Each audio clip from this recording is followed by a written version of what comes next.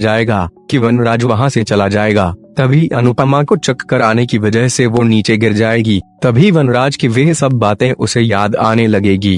तभी समर और किंजल दोनों उसे संभालते हुए नजर आएंगे और किंजल उसे कहेगी कि पापा ने जो भी कहा वे आप सब भूल जाए। तभी समर भी कहेगा कि वे जो भी कहे उसे हमें कोई भी फर्क नहीं पड़ता और आपको भी नहीं पड़ना चाहिए। तभी बा कहेगी कि आप सब लोग उसे और सर पर चढ़ा। तभी किंजल हाथ जोड़कर कहेगी कि बा आप चुप हो जाइए। तभी समर कहेगा कि हम आपके साथ ही हैं, आपको किसी के बारे में भी सोचने की जरा सी जरूरत नहीं है। तभी अनुपमा कहेगी कि मैं क्यों सोचूं, उसने सोचा है। कुछ बोलने से पहले मेरे बापू जी बच्चों के सामने मामा जी के सामने बोल कर चले गए कि मेरा मानसिक संतुलन ठीक नहीं है। अगर ठीक होता तो मैं इसे शराफत की उम्मीद नहीं रखती। अदालत में सब कुछ करना मैं नहीं डरती और यह रिश्ता में अच्छे मोड़ पर खत्म करने की कोशिश भी नहीं करती। तभी समर कहेगा कि आपने उसे डिवोर्स नोटिस भेजा इसलिए वे बौखला गए हैं। तभी किंजल भी कहेंगे कि 25 साल से जिस औरत को चुप रहना सिखाया हो, जब वे जवाब देना शुरू कर दें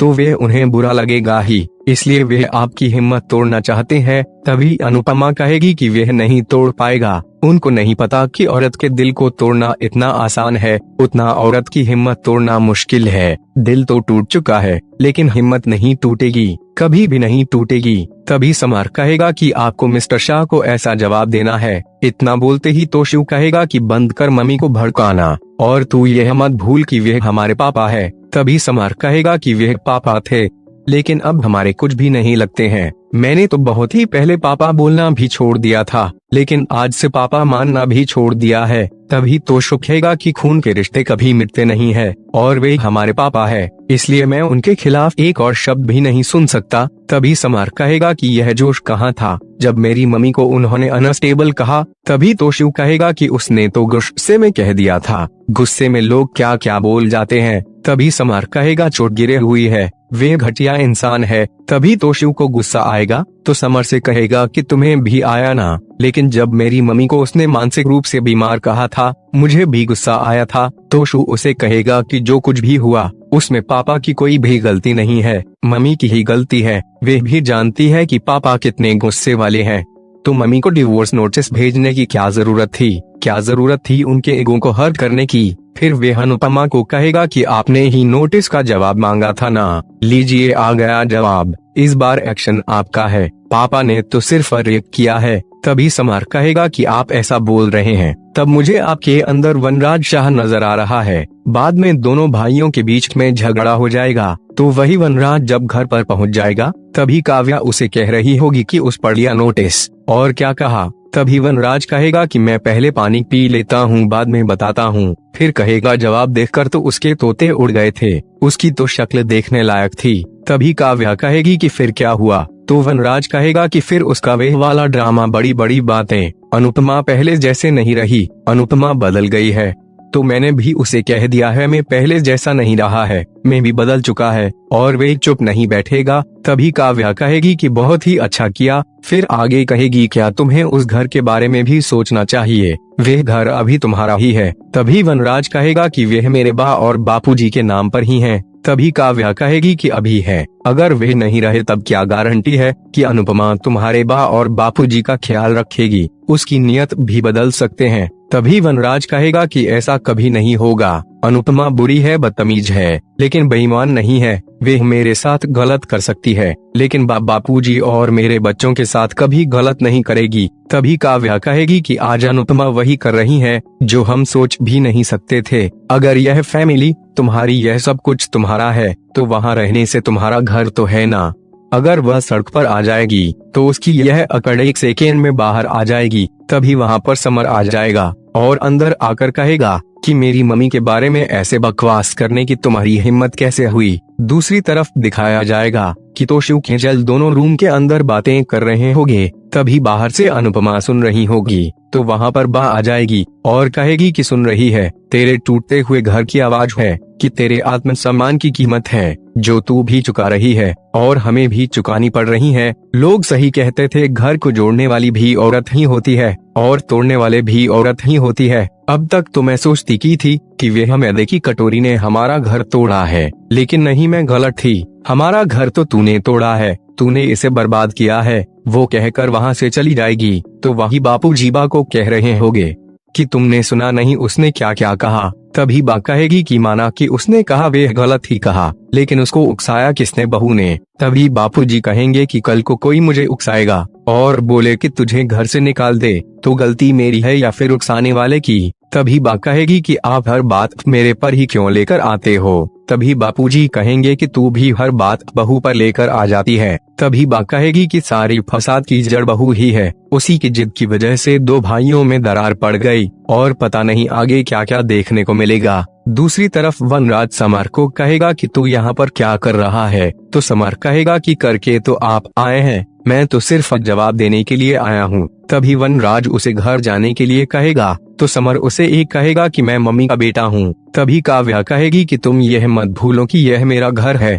तभी समर कहेगा कि चिल्लाओ मत, मैं यहाँ पर मिस्टर शाह से बात करने के लिए आया हूँ और जो कहने आया हूँ वो कह कर ही जाऊंगा। फिर वनराज को कहेगा कि आप जब बीमार थे तब आपके मुंह से मम्मी का ही नाम निकलता था। आपकी जिंदगी तो सिर्फ जिद और जरूरत पर ही चलती आई है। जरूरत होती है तो मेरे मम्मी के पास चले आते हो और जिद होती है तो यहाँ पर चले आते हो, और दोनों के अलावा आपकी ईगो है तो वे हर्ट होता है तो फिर मम्मी को दर्द देने के लिए चले आते हो। आपको वहाँ पर रहना था, इसलिए थोड़ी दिन पहले सब कुछ सही हो रहा था और आपको तो कॉर्पोरेटर नहीं बल्कि आप तो एक्टर होना चाहिए थे, और आपने जो मम्मी के साथ किया उसका भगवान नहीं आपको सब कुछ दे ही देगा, लेकिन तब भी आपकी आंखें नहीं खुली। आपकी किस्मत बहुत ही अच्छी है मिस्टर शाह कि 25 साल पहले आपने मेरी मम्मी के साथ 7 फेरे लिए थे। अगर आप मेरे मम्मी के पति नहीं होते तो आज मेरा हाथ उठ जाता। तभी वनराज कहेगा कि तुम्हें शर्म नहीं आती है अपने बाप से ऐसे बात करने में।